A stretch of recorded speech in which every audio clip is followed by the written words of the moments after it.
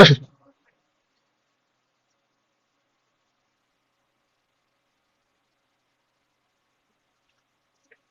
को सप्रेम नमस्कार, सत श्री अकाल, आदाब एंड हेलो एवरीवन। जय हिंद और जोहार। और आप सभी का स्वागत है एक और वीडियो क्लास में, जहां पर आज हम लोग फिर से Jharkhand high court assistant exam के प्रीवियस ईयर क्वेश्चन की सीरीज जो हम देख रहे हैं उसे कंटिन्यू करेंगे।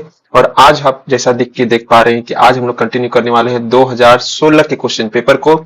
और यहाँ पर मैंने कुछ उसका सारांश आपके सामने रखा है, जिससे कि आपको मोटा मोटी आइडिया हो जाए कि उसमें किस पैटर्न पर सवाल पूछे गए थे। ठीक है, ताकि हम लोग आगे इसको बकायदा इसको सिलसिलेवार तरीके से सॉल्व कर सके।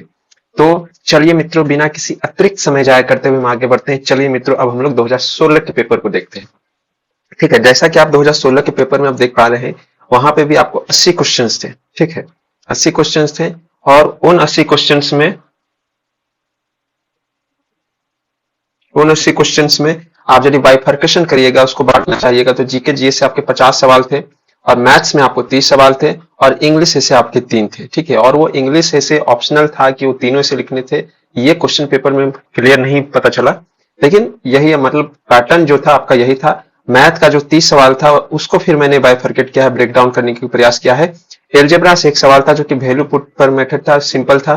परसेंटेज से एक सवाल था और एक वेन डायग्राम से आधारित था। सिंप्लीफिकेशन से काफी ज्यादा आपको सवाल देखने को मिले थे, और ये लगभग 6 सवाल देखने को मिले थे यहाँ पर। ठीक है, यहाँ पे कुल मिला के आपको 6 सवाल देखने को मिले थे। दूसरा, एवरेज से आपका एक सवाल था।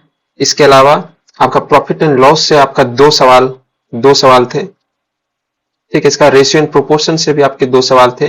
टाइम एंड वर्क से आपके 2 सवाल थे। मेंसुरेशन से आपके 2 सवाल थे, और एक लॉग बेस्ड सवाल था। हाँ, ये मतलब सिंपल फार्मूला बेसिक सवाल था, तो इसलिए इसका हम लोग फार्मूला को भी देख लेंगे, क्योंकि ऐसा ना हो कि फार्मूला के अभाव में। देखिए, मैथ्स में ना सबसे इजी होता है कोई भी question, that is formula based question. ठीक है, किसी भी चैप्टर का जो भी सवाल जो फार्मूला बेस्ड आधार हो, उस चैप्टर का सबसे आसान सवाल में से उसकी गिनती आती है। ठीक है, तो इससे आपको 2 सवाल थे। ठीक है, स्टॉक परसेंटेज एक अलग टाइप का थोड़ा क्वेश्चन था, जो उसके बाद देखने को नहीं मिला है 2016 के बाद से। ठीक है, इसको भी हम लोग था देख लेंगे। 2 सवाल थे। नंबर सीरीज से, हालांकि ये तो आपको इसको आप रीजनिंग में कंसीडर कर सकते हैं, लेकिन कई बार इसको मैथ में भी कंसीडर कर लिया जाता है। ठीक है, तो that is not a big issue here. और इसके अलावा आपका एवरेज से एक ही सवाल था। तो ये आपका पूरा बाइफर्केशन है। अब हम लोग, चूंकि जीएस का मैंने आपको बताया है कि जीएस का हम लोग कंपाइलेशन लेकर आएंगे। ठीक है, जीएस का हम लोग कंपाइलेशन लेकर आएंगे, और उसको हम लोग 1 से 2 वीडियो में या 3 वीडियो में सिमटाने का प्रयास करेंगे। ठीक है, और एक चीज था कि इसमें रीजनिंग ना के बराबर था। यदि आप इसमें कंसीडर कर सकते हो नंबर सीरीज को रीजनिंग में, लेकिन यदि इसको मैथ में डाल लोगे तो फिर इसमें रीजनिंग से कोई भी सवाल आपके नहीं बनते हैं। ठीक है, तो चलिए, और यहाँ पे जो सवाल संख्या जो 51 से 51 से आपका शुरू होता है, ये मैथ का सवाल। ठीक है, न्यूमेरिकल एप्टीट्यूड आप बोलिए इसको, या कुछ भी बोलिए। ठीक है, मैथ्स बोलिए। देखिए, आप पहला सवाल आपका ये है, और काफी सरल सवाल है ये। Just a second. ये पहला सवाल है आपका, और पहला सवाल इसमें आपको कह रहा है कि इसका मान दिया हुआ है और इसको सॉल्व करना है। तो इसको कुछ नहीं, आप इसको डायरेक्ट इसको यहाँ पे वैल्यू पुट करिएगा। ठीक है, इसको यहाँ पे वैल्यू पुट करिएगा, तो ये आपका हो जाएगा 3 चौके 12। इसको मैं डायरेक्ट लिख देता हूँ। ठीक है, और 2 तिया 6, नीचे हो जाएगा 12 माइनस 6, यानी 18/6, यानी इसका जो जवाब होगा 3 आंसर होगा। ठीक है, दूसरा सवाल है, ये परसेंटेज बेस्ड सवाल है।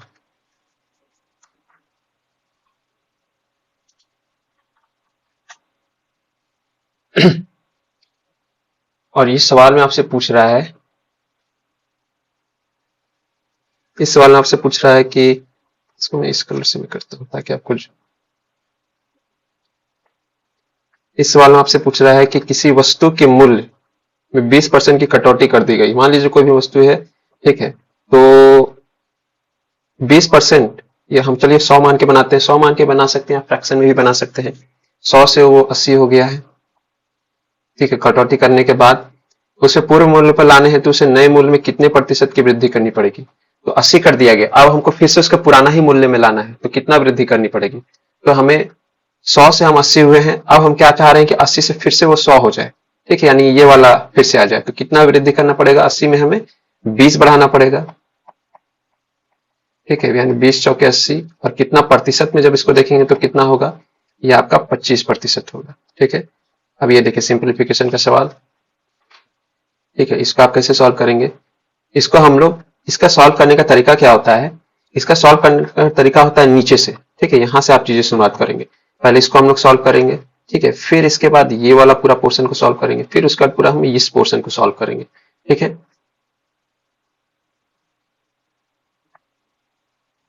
तो ठीक है, चलिए यहाँ पर पहले हम इस पोर्शन को शुरुआत करते हैं। 2 माइनस इस, ये हो जाएगा आपका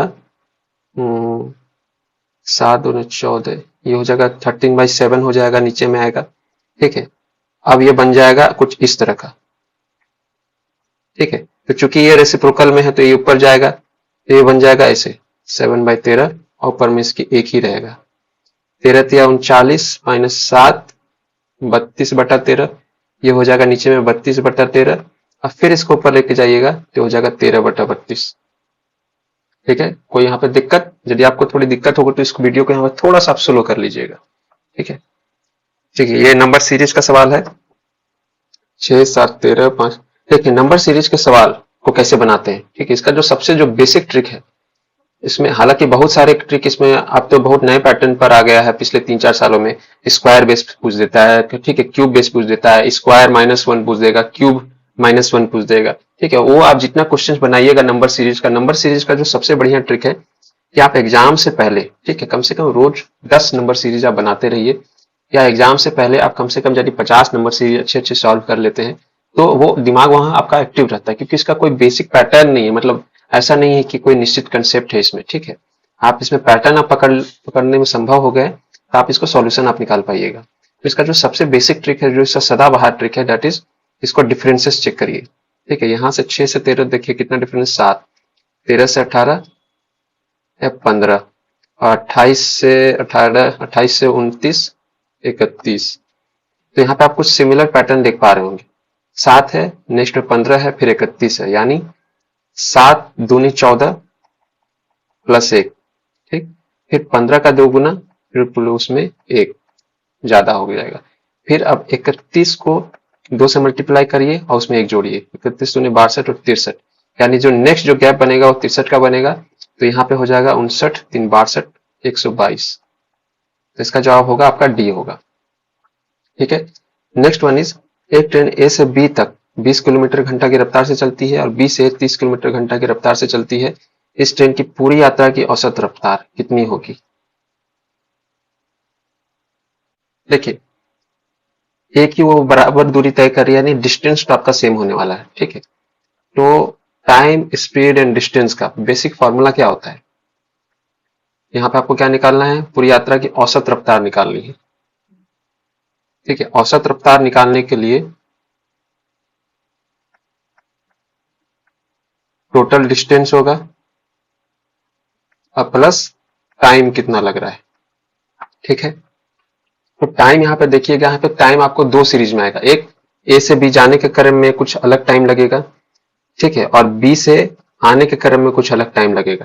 तो अब मान लीजिए आप यहाँ पे दूरी को आप यहाँ पर कुछ ऐसा मानिए कि 20 और 30 से वो कट कट जाए। ठीक है, चलिए हम इसको मान लीजिए 60 मान लेते हैं। ठीक है, तो जाने के क्रम में 60 किलोमीटर, आने के क्रम में 60 किलोमीटर, टोटल दूरी हमारी हो जाएगी 120 किलोमीटर।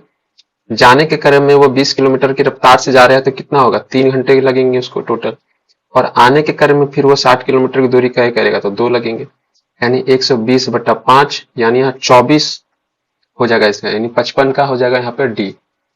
किसी वस्तु का विक्रय मूल्य इसके क्रय मूल्य का 4/3 गुना है। ठीक है, विक्रय मूल्य, ठीक है, विक्रय मूल्य का मतलब हो गया सेलिंग प्राइस, और क्रय मूल्य का मतलब हो गया कॉस्ट प्राइस। तो लाभ प्रतिशत कितना है, प्रॉफिट परसेंटेज आपको बोल रहा है। ठीक है, अब किसी वस्तु का क्रय मूल्य यानी एसपी जो है क्रय मूल्य का 4/3 है। ठीक है, तो इसको आप क्या करिएगा, इसको आप रेशियो में कन्वर्ट करिएगा। ठीक है, इसको हम करेंगे SP by CP equal to 4/3। ठीक, और प्रॉफिट, प्रॉफिट का ये क्या होता है, फॉर्मूला क्या होता है, एसपी माइनस सीपी होता है, ठीक है। अब यदि एसपी यदि बड़ा है तो प्रॉफिट हो रहा है, यदि सीपी बड़ा है तो लॉस हो रहा है। यहाँ पर क्या दिख रहा है कि एसपी बड़ा है, और ठीक है, तो जाहिर सी बात है प्रॉफिट परसेंट तो हमको निकालना ही निकालना, क्वेश्चन भी हमसे यही पूछ रहा है, तो ये तो हम सही जा रहे हैं। अब ये देखना है कि कितना वो सीपी से ज्यादा बड़ा है, तो एक बड़ा है, ठीक है। और किस पे निकलता है प्रॉफिट या लॉस प्रतिशत, सीपी पे भी निकलता है, ठीक है। जनरली जो अच्छे क्वेश्चन होते हैं उसमें आपको एसपी पे भी बोल देगा, लेकिन ये बेसिक क्वेश्चन है, ये सीपी पर है, ठीक है। प्रॉफिट परसेंटेज के लिए हम इंटू 100, किसी भी चीज का प्रतिशत निकालने के लिए हम लोग क्या करते हैं, जो भी चीज हमारा निकलता है न्यूमेरिकल डाटा उसको हम लोग 100 से इंटू करते हैं। तो 100/3 यानी आपका ये वाला हो जाएगा 33 एंड 1/3%, ठीक है। नेक्स्ट वन इज, ये आपका सिंप्लीफिकेशन बेस्ड सवाल है, ठीक है। ये आपका सिंपली, इसको हम लोग कैसे सॉल्व करेंगे, देखिए यहाँ पे इस चीज को सॉल्व करने का तरीका ये होता है कि ये जो आपका जो एक्सपोनेंट्स जो दिया हुआ है, पावर जो दिया हुआ है, ये चूंकि फ्रैक्शन में दिया हुआ है, ठीक है, तो ये आपके लिए मुश्किलें परेशान करेगा। इसको कुछ हम लोग ऐसा बनाएंगे कि कट के ये सॉल्व हो जाए, ठीक है, कट के फ्रैक्शन इसका खत्म हो जाए। तो वैसा तभी होगा जब आप अंदर के जो ये जो आपका जो बेस है, इसको हम लोग बेस बोलते हैं, ठीक है, इट इज कॉल्ड बेस। इस बेस को हम लोग कुछ ऐसा बनाएंगे इस पावर के फॉर्म में कि ये आपस में कट जाए, क्योंकि जनरली फॉर्मूला क्या होता है, यदि ये है तो इसका ये होता है कि ये दोनों आपस में इंटू होते हैं, ठीक है। तो इसको हम लोग कैसे करें कि दो दो कट जाए, तो ये कब कटेगा, जब ये 21 का पावर रहेगा, ठीक है। और फिर वो बाहर में आपका 1/2 है ही, ठीक है। दूसरा यहाँ पर क्या है,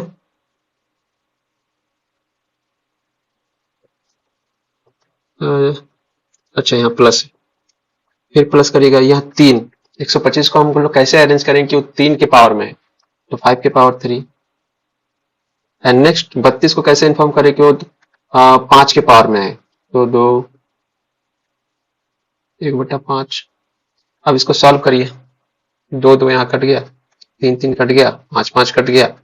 अब ये पूरा सॉल्व हो जाएगा, सिंपल 21 5 26 2 28। नेक्स्ट वन इज, इसमें आपको सिंपल रेशियो बेस्ड क्वेश्चन है, इसमें आपको सिंपल आपको वैल्यू पुट कर देना है, ठीक है। तो डायरेक्ट मैं यहाँ पे वैल्यू पुट कर दे रहा हूँ, ठीक है। पहले इसमें पुट करता हूँ, तो x का मान 5 और y का मान 2 रखेंगे, तो ये आपका आएगा 40 प्लस 18, ठीक है। इसका मतलब हो गया रेशियो में, फिर आ जाएगा यहाँ पर 40 प्लस 4 यानी 58/44, यानी इसको काटिएगा 2 से पहले काटिए, 29/22, यानी यहाँ पर जो आंसर आएगा आएगा बी। नेक्स्ट वन, बी किसी कार्य को एक निश्चित समय में करता है, ठीक है।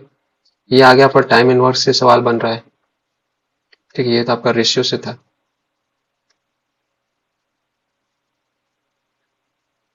ठीक है। इसके 3/4 समय में ए से आधा काम कर सकता है, यदि दोनों मिलकर समाप्त करे तो बी अकेला इस कार्य को कितने समय में करेगा, ठीक है। ये जो सवाल है ये थोड़ा बेसिक सवाल नहीं है, इसमें आपको थोड़ा सा एक लेवल ऊपर जाना पड़ेगा, ठीक है। यहाँ पे कंपेरेटिव आपको डाटा दिया हुआ है कि बी किसी कार्य को एक निश्चित समय में करता है, वो हमें नहीं पता। इसके 3/4 समय में ए इससे आधा काम करता है, ठीक है। मान लीजिए बी एक दिन में किसी कार्य को कर रहा है, तो ए जो है उसी कार्य को 3/4 दिन में कर रहा है, ठीक है। तो इसको हम लोग कुछ ऐसा बनाना पड़ेगा कि ये जो है ये जो सवाल है आपका फ्रैक्शन से हट जाए। तो इसको हटाने के लिए हम लोग क्या करेंगे कि सपोज बी किसी कार्य को 4 दिन में करेगा और ए के बारे दिया हुआ है कि 3/4 दिन में करेगा, यानी वो उसका हम लोग ले लेंगे 3 ले लेंगे, ठीक है। और यदि वे दोनों मिलकर इस कार्य को 18 दिन में समाप्त करें, 18 दिन में यदि वो समाप्त कर दे, तो बी अकेला इस कार्य को कितने समय में करेगा। तो इसका जवाब कैसे होगा, चूंकि बी यानी एक दिन में 4 यूनिट काम कर रहा है, ए एक दिन में 3 यूनिट काम कर रहा है, ये डे वाइज निकल रहा है, ठीक है, ये डे है। तो number of unit of work जो होता है इसका उल्टा होता है, ठीक है। तो ये आपका हो जाएगा 3, ये आपका हो जाएगा 4, ठीक है। यानी पर डे वो 3 यूनिट का काम करेगा, पर डे ये यूनिट का काम करेगा। और एक दिन में दोनों मिलकर 7 यूनिट का काम कर रहे होंगे और ये दोनों मिलकर काम करेंगे 18 दिनों तक, यानी 18 सते कितना हो जाएगा आपका 126 यूनिट टोटल वर्क करना होगा। अब यदि इस चीज को बी अकेला बीड़ा उठाएगा नहीं, भैया बी बोलेगा मैं अकेला ही इस कार्य को करूंगा,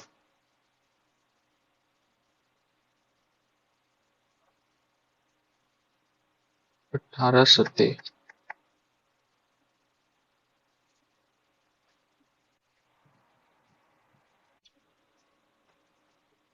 इसको थोड़ा सा यहाँ पे करेक्ट कर लीजिएगा आप लोग। यहाँ पे पूछ रहा है कि इसके 3/4 समय में ए इससे आधा काम कर सकता है, यानी ये पूरे काम का नहीं बता रहा है, ये आधे काम का ही बता रहा है। तो 3/4 जो है वो आधे काम का है, ठीक। तो पूरे काम का कितना होगा, इसको हम 2 से इंटू कर देंगे। क्यों करेंगे 2 से इंटू? वो इसलिए करेंगे क्योंकि आधा का ही 2 गुना 1 होता है ना, इसीलिए। तो यानी उस काम को 1.5 दिन में करेगा। कौन करेगा? ए जो होगा वो 1.5 दिन में काम करेगा और बी का तो 1 है ही। चूंकि फिर से फ्रैक्शन में आ गया तो इसको हम लोग क्या करेंगे, अपनी सुविधा के लिए इसको 2 से इंटू कर देंगे। तो बी का आ जाएगा 2 डेज और इसका आ जाएगा 3 डेज, यानी ए किसी काम को 3 दिन में कर रहा है और बी किसी काम को 2 दिन में कर रहा है। अब इन दोनों का एफिशिएंसी निकाल लेंगे तो फिर ये उल्टा हो जाएगा, ठीक है। ए का हो जाएगा 2 और इसका हो जाएगा 3, ठीक। और टोटल यूनिट वर्क कितना हो जाएगा यहाँ पे, चूंकि टोटल यूनिट वर्क हो जाएगा 2 और 3, यानी एक दिन में 5 यूनिट का काम हो रहा है। तो टोटल यूनिट जो वर्क हो जाएगा वो 18 से आप उसको मल्टीप्लाई करिएगा तो 90 यूनिट आएगा, ठीक है। 90 यूनिट तो मेरा टोटल वर्क हो गया, मतलब जो भी काम करेगा इतना यूनिट ऑफ वर्क करना पड़ेगा। आप पूछ रहा है कि बी अकेले कितना समय लेगा, तो बी एक दिन में कितने यूनिट को कर रहा है। अब देखिए आपको 3 आ रहा है तो आप इसको 3 से डिवाइड करिएगा तो डेट इज 30 डेज में, ठीक है। यहाँ जवाब होगा डी 30 डेज। ये आपका सिंप्लीफाई वाला क्वेश्चन है, ठीक है, डेसिमल बेस्ड क्वेश्चन है। इसको हम लोग क्या करेंगे, इसको सॉल्व करेंगे। तो हम लोग क्या करेंगे, यहाँ पे पूरे डेसिमल को हटाएंगे। ये एक इसको हटा दिए तो इधर से भी 2 हट जाएगा, ये हट गया तो इधर भी हट गया। अब इसको रूट के बाहर चीजों को निकालेंगे, ठीक है। तो ये आ जाएगा 11 इंटू 3, अंदर में 11 स्क्वायर, यहाँ पे 3 स्क्वायर रहेगा,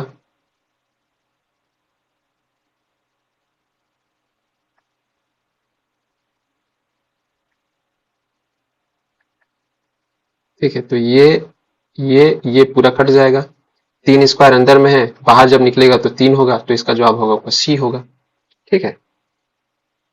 नेक्स्ट वन इज एक वर्ग तथा एक आयत के क्षेत्रफल समान है, ठीक है। एक वर्ग है, चलिए एक वर्ग बोले तो स्क्वायर, ठीक है। और आयत, आयत का मतलब हो गया ट्रायंगल।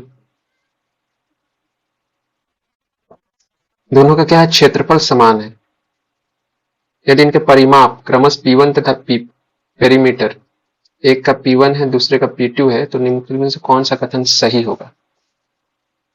ठीक है, तो इसका देखिए, स्क्वायर का जो एरिया क्या होता है, साइड स्क्वायर होता है, जो भी साइड है उसका स्क्वायर। और रेक्टेंगल का एरिया क्या होता है, L इंटू बी होता है, ठीक है। अब यहाँ पे बोल रहा है कि दोनों का एरिया सेम है, ठीक है, एरिया जो है वो दोनों का सेम है। तो ये जान लीजिए कि ए स्क्वायर करने पर वो एल इंटू बी करने पर दोनों में बराबर आएगा। अब वो कुछ भी यूनिट हो सकता है, लेकिन यहाँ पे पूछा है कि यदि इनका परिमाप क्रमश P1 तथा P2 है, लेकिन जो परिमाप है वो अलग अलग है, वो क्या है, अलग अलग है। तो इसमें कौन सा कथन आपका सही होगा। अब चूंकि ए स्क्वायर यहाँ पर है, ये थोड़ा सा आपको लिए मतलब क्वेश्चन आपको फंसाने वाला क्वेश्चन है, तो आपको समय यहाँ पर लैग करने वाला क्वेश्चन है, ठीक है। यहाँ पे थोड़ा सा आपको इसमें दिमाग लगाना पड़ेगा। मान लीजिए इसका जो पेरीमीटर है हमने ए मान के रखा है एक साइज का, तो ये हो जाएगा 4A। इसका मान लीजिए आप इसको आप ए ही मानते हो, ठीक है। इसको मैं आपको एक एग्जांपल से सॉल्व करने का प्रयास करता हूँ। मान लीजिए स्क्वायर है, तो सबसे छोटा स्क्वायर हमारा क्या हो सकता है, मतलब जो सॉल्व हो जाए आराम से कट कुट के, दैट इज 4 होगा। यानी उस समय जो स्क्वायर का जो साइड होगा 2 into 2 होगा, ठीक है। लेकिन यहाँ पर आप एरिया कंसिडर करिएगा, तो लेंथ को आप 4 मानेंगे और बी को हम लोग 1 मानेंगे, ठीक है। और जब हम इसका पेरीमीटर देखेंगे तो ये एल प्लस बी, यानी 4 1 5 दूने 10 हो जाएगा, लेकिन इसका 8 ही रहेगा। चलिए, ये तो एक उदाहरण हुआ। दूसरा उदाहरण हम क्या करते हैं कि हम लोग कुछ और लेते हैं। स्क्वायर का एरिया हमने 16 ले लिया है, ठीक है। तो रेक्टेंगल का एरिया भी ऐसा होना चाहिए कि 16 आए। तो अब आप पेयर में देखिए, 8 into 2 हो जाएगा, क्योंकि 4 into 4 एक पेयर बन रहा है, लेकिन 4 इंटू आप 16 into 1 भी आप ले सकते हो, लेकिन चलो मैं सहूलियत के लिए 8 into 2 ही ले रहा हूँ, क्योंकि 4 into 4 लेंगे तो फिर सो स्क्वायर ही हो जाएगा, ठीक है। अब इसका जो पर साइज है 4 है, तो इसमें कितना आएगा, 4 4 8 4 12 4 16, इसमें आपका पेरीमीटर 16 आएगा। लेकिन जब आप इसको करोगे, सॉल्व करोगे, तो 2 into L+B, यानी 8 + 2 10 दूने 20, यानी फिर से क्या हो जाएगा, P2 ज्यादा हो जाएगा। तो इसका जो जवाब होगा, P2 is greater than P1, ठीक है। Next one is log based सवाल है ये। नेक्स्ट वन जो लॉग वाला जो सवाल है, ये सिंपल फॉर्मूला बेस्ड सवाल है, ठीक है। यदि आपको फॉर्मूला नहीं पता रहेगा तो लॉग देखकर ही आपको लगेगा कि भाई ये क्या पूछ रहा है, ठीक है। तो इसको सॉल्व करने का बस एक ही फॉर्मूला रखिए, जो बेसिक सवाल है, that is log base b के power x equal to n. जब होता है तो इसको हम लोग तोड़ते हैं बी के power N equal to X में, ठीक है। अब अब इसको हम लोग इस वैल्यू पर पुट करेंगे। यहाँ पर b क्या है आपका 3 है, x क्या, x तो है ही, n आपका ये है। अब इसको बैठा दीजिए, b के पावर यानी 3 के पावर -2 इक्वल टू x होगा, तो यानी x इक्वल टू 1/3/पावर 2 यानी 1/9 होगा। ए हो जाएगा आंसर, ठीक है। नेक्स्ट वन, ये परसेंटेज बेस्ड सवाल है, थोड़ा सा अलग सवाल है, स्टॉक बेस्ड, ठीक है। यहाँ पे पूछा है कि 64 पर आपको इतने प्रतिशत स्टॉक में धन लगाने से एक व्यक्ति को इतना आय होती है, उसकी लागत क्या होगी। तो 64 पर, यानी ये जो प्रतिशत है ये इक्विवेलेंट है इस 64 के, ठीक है। वो 1 यूनिट का दे देगा आपको। आप फिर बोल रहे हैं कि 1500 की आय होती है, तो आपको टोटल लागत निकालना है। तो इसको क्या करेंगे, जब इसको हम तोड़ेंगे तो 16 या 48 250/3, इतना से हमें 64 रुपए आ रहे हैं। तो हमें 1 यूनिट का निकालना पड़ेगा कि 1% में कितने मिल रहे हैं। 64 × 3/50, ये हमारा 1 यूनिट का हो गया, ठीक है। अब उसको हमको क्या करना है कि 1500 रुपए की आय होनी चाहिए, तो टोटल लागत कितना होगा। तो जाहिर सी बात है, जब 1% का हमको निकल गया है तो हम लोग उसको क्या करेंगे, 1500 से इंटू करेंगे। अब इसको डायरेक्ट यहाँ पे इंटू कर दीजिए, 30×90, यहाँ से इंटू करिए, 9 चौके 36 का 6 3 51, यानी 5760 हो गया उसका, ठीक है। नेक्स्ट वन इज श्रृंखला पूरी करिए, नंबर सीरीज। अब इसमें फिर से हम लोग वही डिफरेंस वाला सिस्टम लगाएंगे।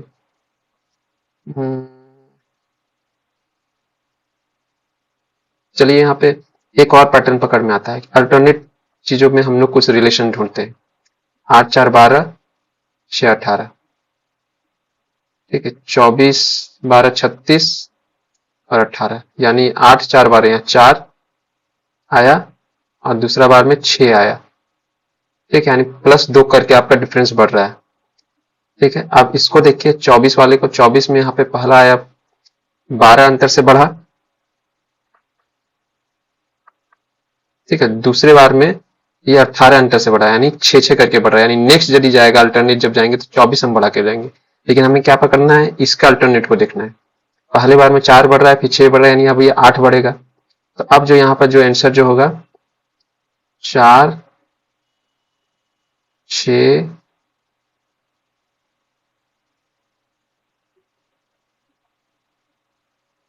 8, यानी यहाँ पे आपका हो जाएगा, सॉरी चलिए वो तो हमारा ऑप्शन में है ही नहीं, चलिए वो ट्रिक तो काम नहीं करा, ठीक है। अब यहाँ पे दूसरा ट्रिक देखते हैं।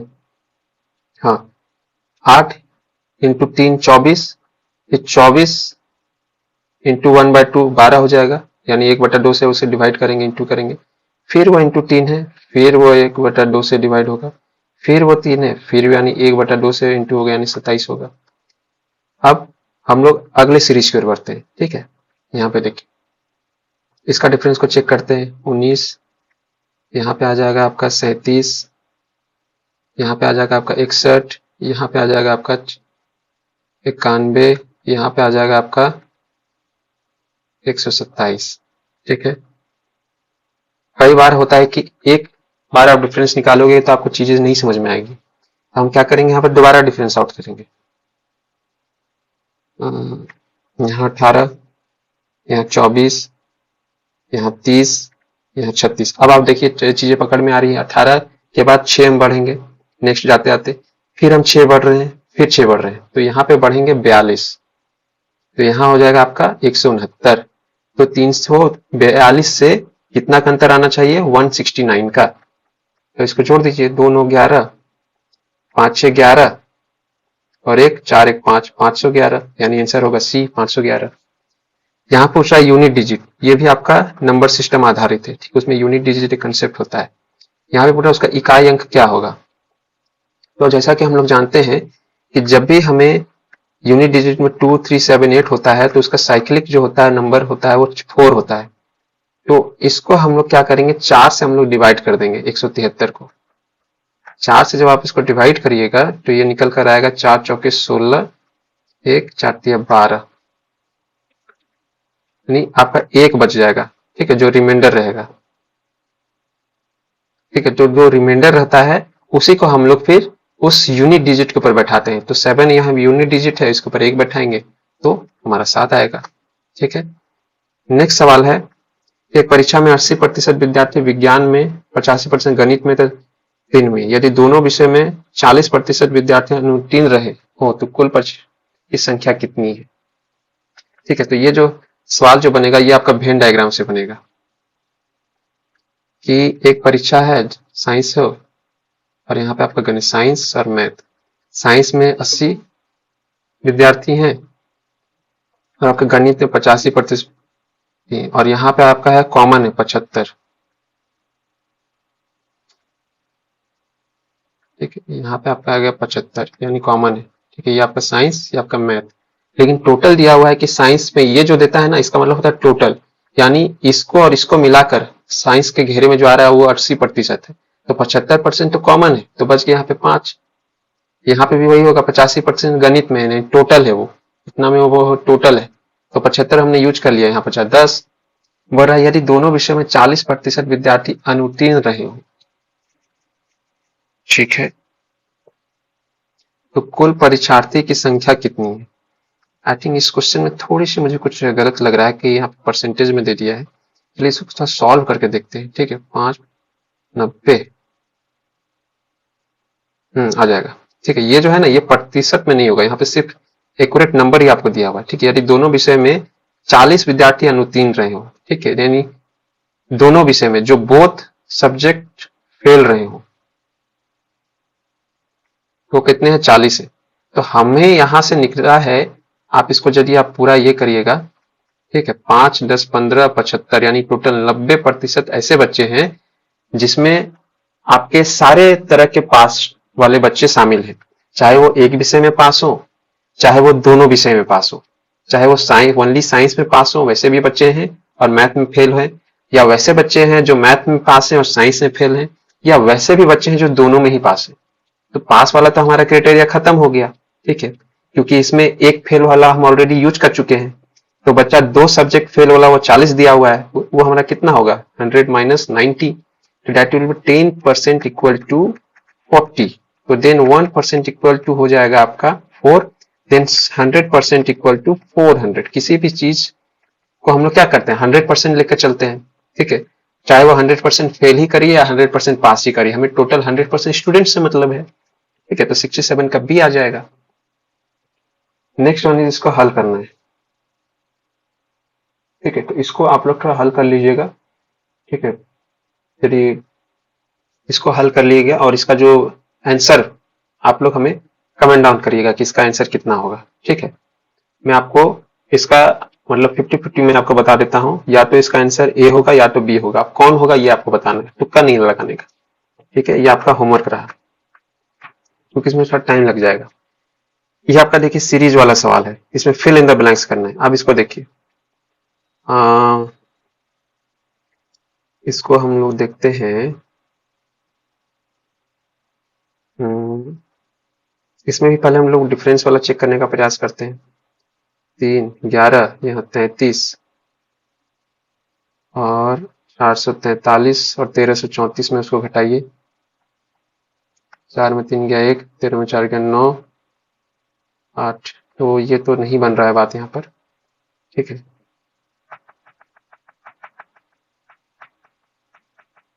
इसको हम लोग क्या करते हैं, इसको दूसरा यूनिट देखते हैं। 3 चौके 12 प्लस 2 14 हो जाएगा। फिर 14 तिया 42 प्लस 2 5, ठीक है। और 443 को 3 से इंटू करिए। 3 तिया 9, 3 चौके 12 का 2 हाथ में 1, 13 से 29 प्लस 5। आई थिंक यहाँ पर आपको कुछ ऐसा नंबर चाहिए जो 3 से इंटू करिए फिर उसको 5 उस पर जोड़िए। तो 47 इंटू 3 कितना हो जाएगा, 94, 141, इसमें 5 जोड़िए यानी 146 होगा, ठीक है। अब यहाँ पे आपसे एवरेज पर सवाल पूछ रहा है। 60 गेंदों का भार, औसतन भार 6 ग्राम है, ओके, कोई दिक्कत नहीं है। यदि बैग का भार इसमें जोड़ दिया जाए तो औसत भार में 0.05 ग्राम की वृद्धि हो जाती है, यानी 60 इंटू 6 ग्राम यानी टोटल वो 360 ग्राम है। और इस बैग का भार इसमें जोड़ दिया जाए तो 0.05 ग्राम बढ़ जाता है, ठीक है। इसके औसत में वृद्धि हो जाती है यानी 6.05 हो जाता है। तो 005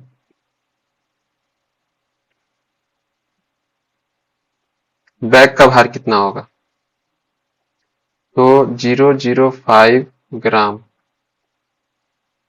यानी इसको हम लोग को 61 से इंटू करने पर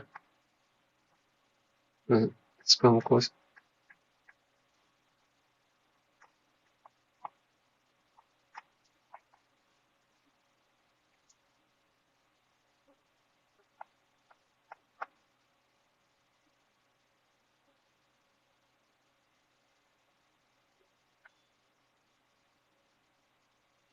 बैग का वजन ढूंढने पर, यानी बैग का वजन 6.05 ग्राम है।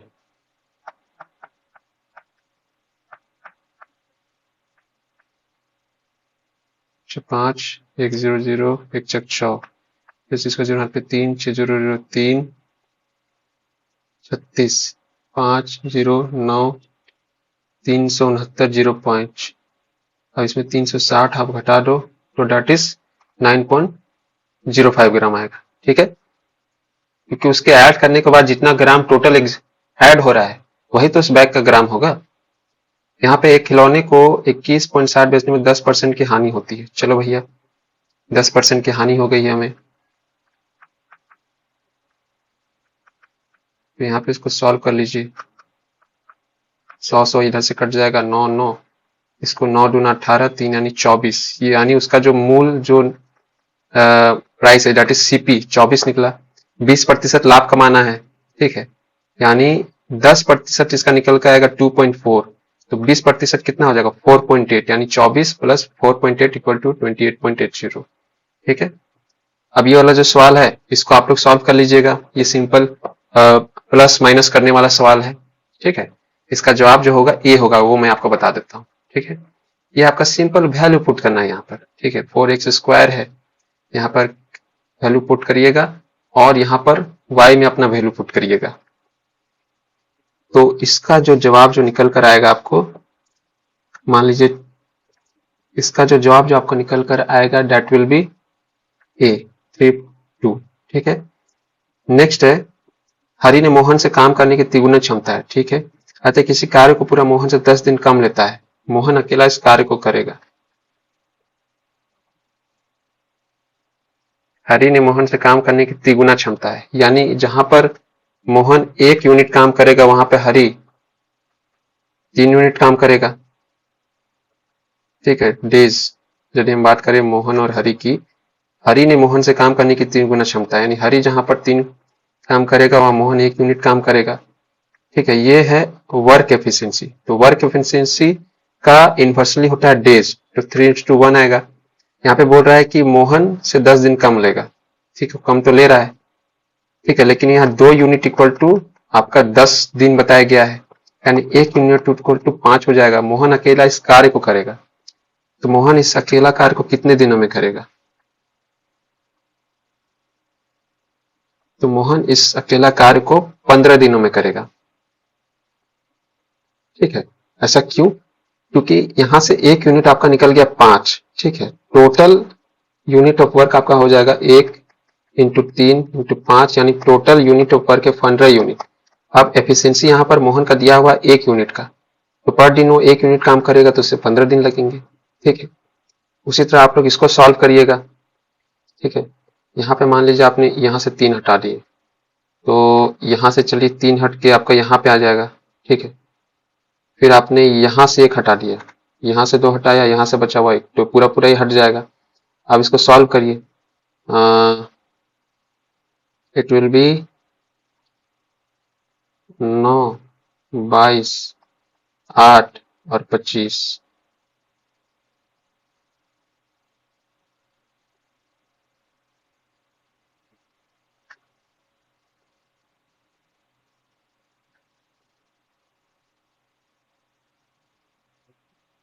ये 9 निकलेगा, यहाँ 22 निकलेगा, यहाँ आपका 8 निकल जाएगा।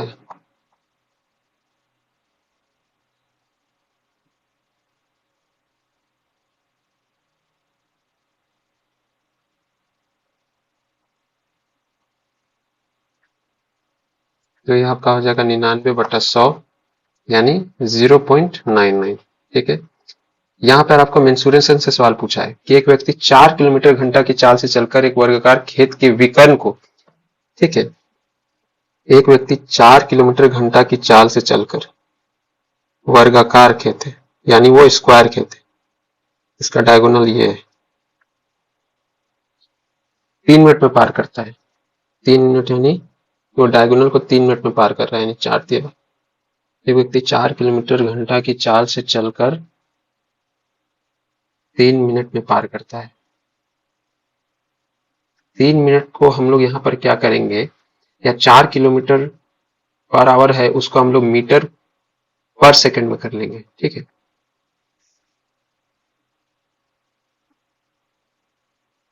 इसको 5/18 गुना 4 गुना 18, यानी 10/9 हो जाएगा।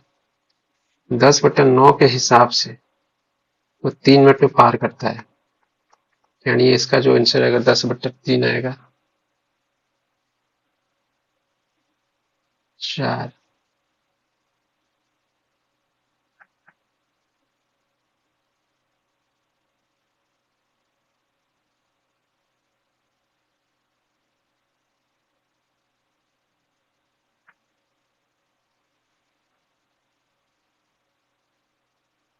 1/5 किलोमीटर 200।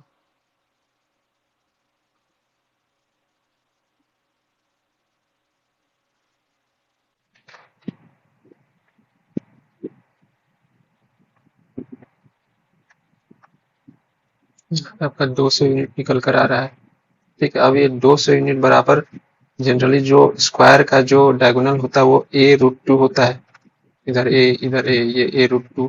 अब इसको पुट करिए, 200 इक्वल टू a√2, तो ये आपका निकल कर आएगा 100√2। ठीक है, a का वैल्यू निकल कर आया आपका इतना। अब हमें क्या करना है, हमें खेत का क्षेत्रफल निकालना है, a इंटू ए निकालना है। अब इसको गुना कर दीजिए, तो ये आपका हो जाएगा 20,000। ठीक है, अब ये देखिए लॉग वाला वही सवाल है। ठीक है, ये बेसिक सा सवाल है आपका, इसमें भी हम लोग ठीक वही चीज करेंगे।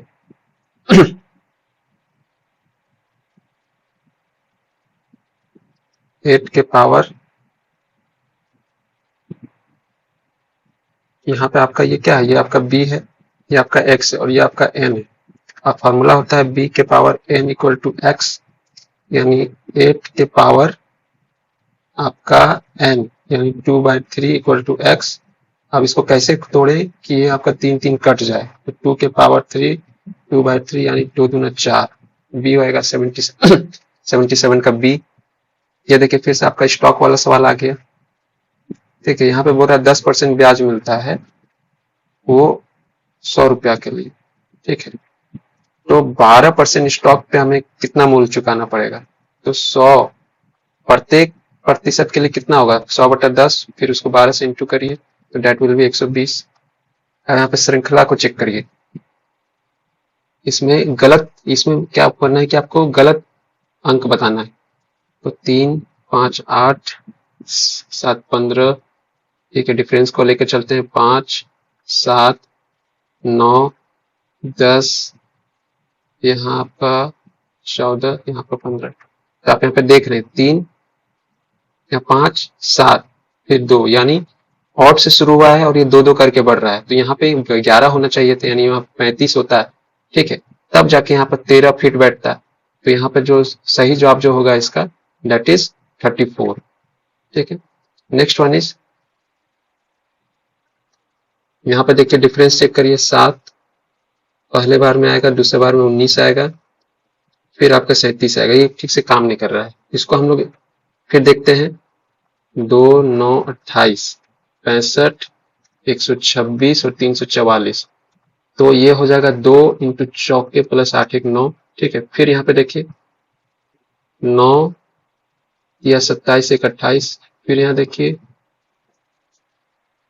आई थिंक ये भी काम नहीं कर रहा है यहाँ पे, इसको हम लोग यहाँ पर डिफरेंस से ही लेकर जाना पड़ेगा। ठीक है, मान लीजिए यहाँ पे 7 आया, यहाँ पे आपका आएगा 19, यहाँ पे आपका आएगा 37, यहाँ पे आपका आएगा 61, यहाँ पे आपका आएगा 126 और 118। ठीक है, तो यहाँ पर देखिएगा 7 से 19 जा रहा है। ठीक है, यहाँ पे 37 जा रहा है, यानी फिर से आप उसको चेक करिएगा, तो 12 का अंतर आ रहा है, यहाँ 18 का अंतर आ रहा है, यहाँ 24 का, यानी 6 वो बढ़ रहा है। तो यहाँ पे जो अंतर आना चाहिए था 30, यानी टोटल अंतर यहाँ 91 का आता, तब जाके यहाँ पर 26 से 27, 90, यानी 317 होना चाहिए था, यानी 344 की जगह 317 होता, तब ये सीरीज सही होता। तो यहाँ पे आंसर होगा आपका सी। सो दिस इज, और ये आपका ऐसे का सवाल है। ठीक है, तो this is all about the today's class, today's video. यहाँ पे हमने पूरे मैथ को हमने सॉल्व करा है। ठीक है, इस क्लास में, और अगले क्लास में हम लोग 2013 के पेपर को भी देखेंगे। ठीक है, इसी प्रकार से हम लोग जल्द से जल्द सारे जो PYQ जो अभी तक हुए हैं झारखंड में हाईकोर्ट का, उसको हम लोग कवर करने का प्रयास करेंगे। ठीक है, तो क्लासेस थोड़ा लंबा हो गया है, अपने हिसाब से इसको स्पीड कम बेसी करके आप देख लीजिएगा। ठीक है, so right now I am signing off. तब तक आप सब स्वस्थ, मस्त और सकारात्मक कार्य में व्यस्त रहें और एक ऐसे समाज का निर्माण करते रहें जिसमें आसपास के बच्चे, बुजुर्ग और महिलाएं सहज एवं सुरक्षित महसूस करते रहें। जय हिंद, वंदे मातरम, जोहार।